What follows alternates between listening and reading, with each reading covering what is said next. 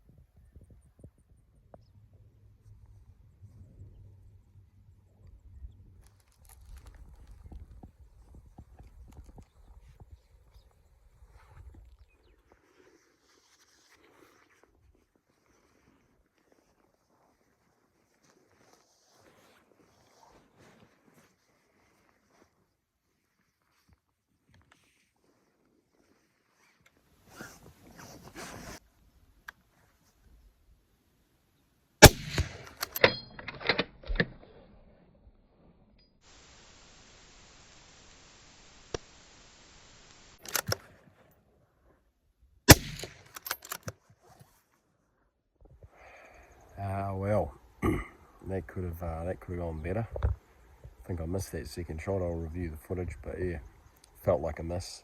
So that happens. Anyway, the plus side at the moment is we've now got the fog clearing, and we can finally put the binos to use and see if we can't find some animals. Beauty. Alrighty, so we've got a big billy goat here at 216 yards. It's on a 16-degree negative slope and very slight breeze. It's pretty sheltered where the target is. I'm not going to worry too much about that, but that equates to about 1 MOA with the 308.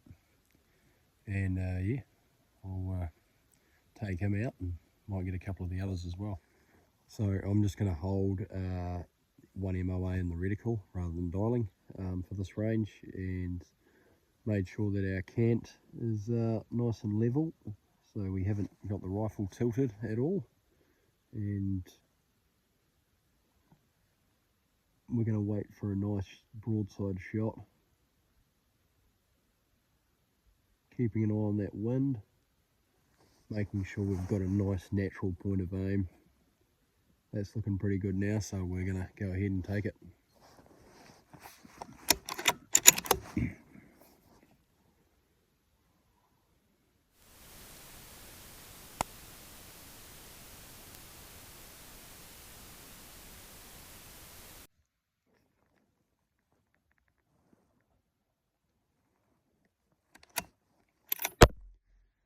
No worries there, straight down.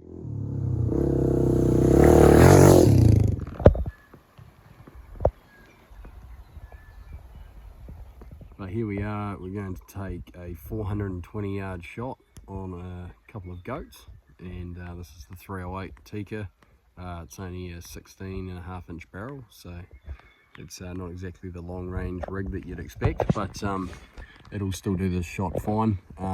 We're using factory 123 grain Sarco ammunition, and this would probably be the limit with taking an animal with this stuff, but just due to the fact that it's got a lead tip, so expanding beyond this distance is starts to really drop away, and it starts to not have enough expansion to kill effectively. So this is probably the limit, but we've got 51 degrees Fahrenheit, -5 degree angle, and we're shooting off a bipod,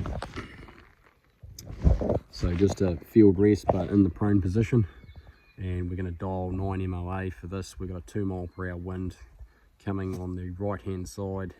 It's not quite full value, but it's very close to it, so we'll be holding 0.9 MOA for wind. So yeah, let's see how we go. Trigger cam on. So again, here we're going to get a nice natural point of aim on the target, so we're not fighting the rifle too much.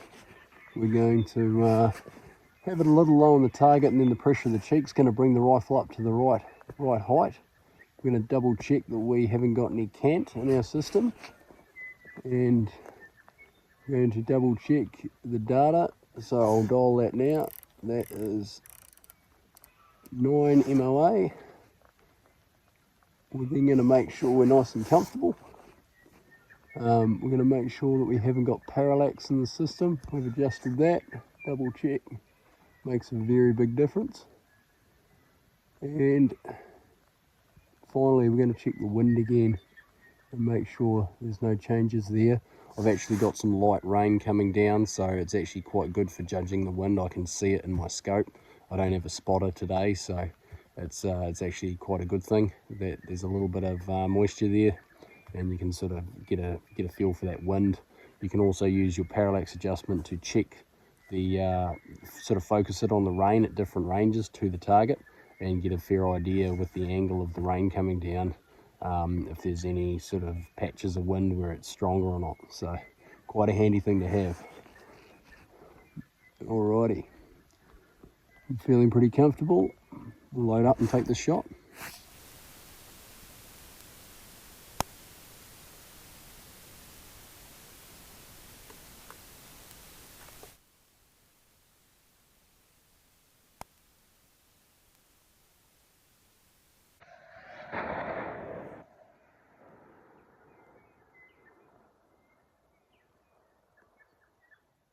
Nice. Alrighty. Quick follow-up shot needed on that one, so I had to make that fast, but it was a nice shot in the end, so happy with that. And it'd be interesting to view the TRIGGERCAM footage to see what happened on the first one there. So yeah, awesome. So I reviewed the footage, and I was sort of thinking, well, everything looked pretty good.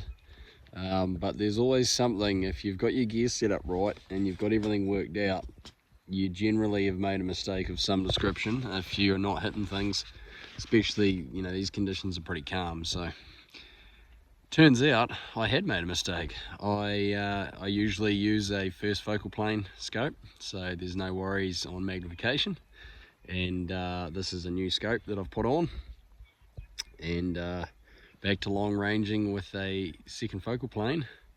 I thought I had it on full magnification. I didn't, and therefore the MOA hash mark I was holding for wind was in fact a little more than an MOA, and it went just in front of the animal.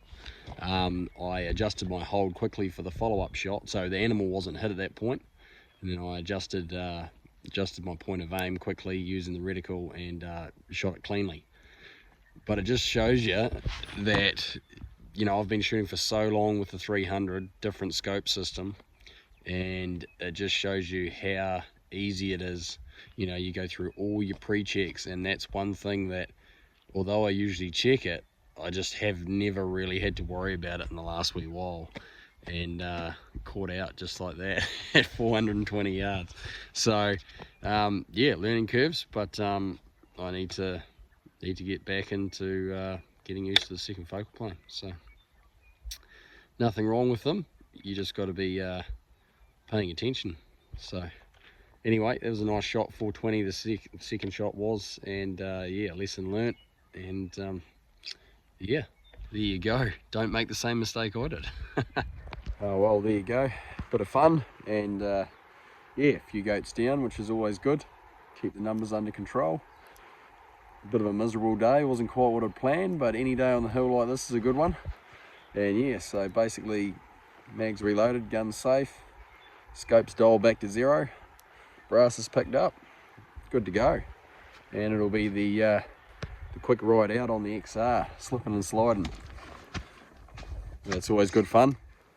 Thanks for watching, guys, and yeah, as always, be safe out there, and we'll catch you on the next one.